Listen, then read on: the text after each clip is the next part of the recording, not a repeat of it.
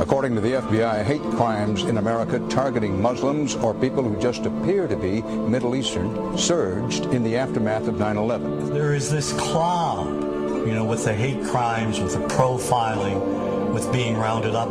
Again, I think this illustrates the power of film, that in spite of the reality, in spite of the material that we know to be true, we still embrace the mythology. The mythology is still a part of our psyches.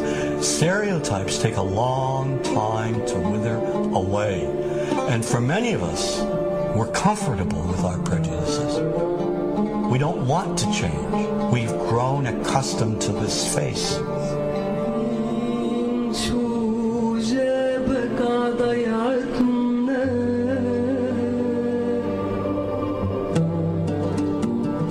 When we think of Arabs, what do we see? What images come to mind? Do we see actual people? People who, despite real cultural or geographical differences, do pretty much the same things that we do. When we think of Arab women, what images come to mind? Do we see women who laugh and play and who adore their children? Women who work in the home as well as outside? Would it come as a surprise to know that in many Arab countries, a majority of college students are actually women? What's our immediate image of Arab men? Do we see loving fathers? Men who want to provide for their families? What about Arab teenagers? Do we see them the way you would think about teenagers in other parts of the world? Then there's religion in the Arab world. Do we see it as all-encompassing, dominating everything else?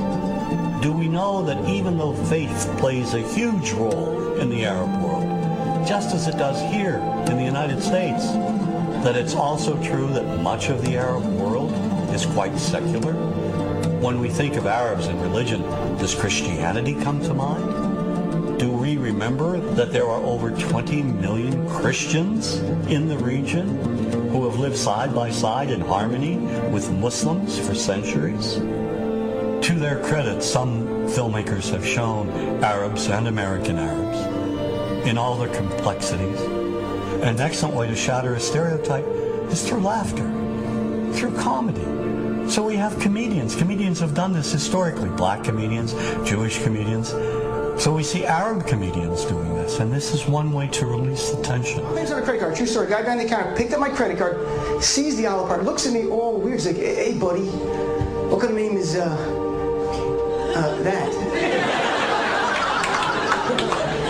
I'm like, well, sir, it's an Arabic name. He goes, yeah, what does this mean? So I'm like, well, translate it to English. It means peaceful, friendly Arab. But he's not happy because, yeah, what Arab country is your family from? So I tried the most peaceful, proper one that he would like. So I'm like, we're from the same Arab country that Aladdin is from. To his credit, Michael Moore in Fahrenheit 9/11 in the DVD includes a scene with this comedy coming out. My name really is Ahmed Ahmed, and I can't fly anywhere. All you white people have it easy. You guys get to the airport like an hour, 2 hours before your flight. It takes me a month and a half.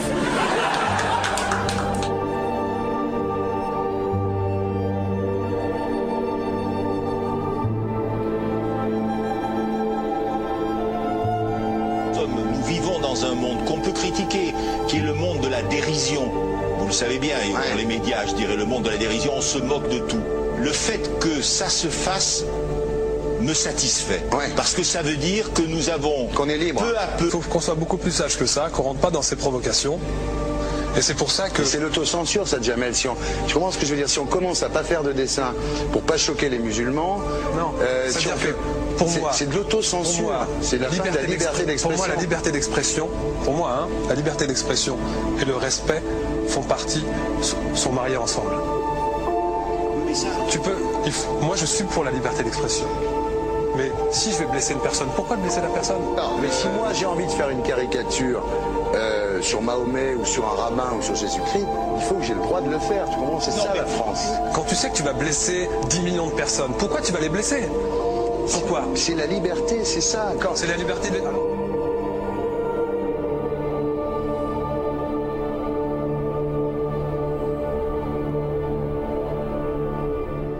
tout seul. Vous pensez pas que c'était à vous de vous excuser, non? En disant le sketch n'était pas très drôle, je suis désolé si j'ai blessé des gens, voilà, excusez-moi, voilà, c'est une connerie, c'est mon travail.